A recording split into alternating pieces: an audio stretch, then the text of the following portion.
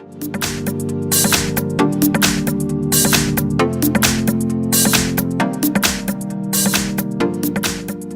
have HUAWEI Mate 20 and let me show you how to set up the wallpaper on the following device.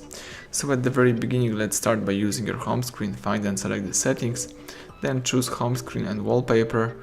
And as you can see here, you can for example use some magazine unlock, you can use the themes, or you can use the wallpaper settings. So let me tap wallpaper.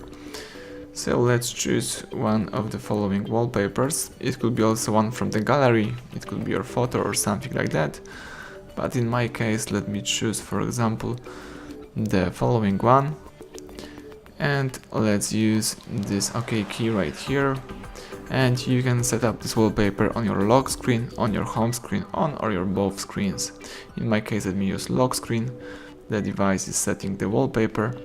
Now you can go back, and if you press the power key, you will see the new wallpaper.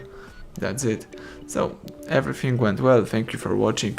Please subscribe our channel, leave thumbs up under the video.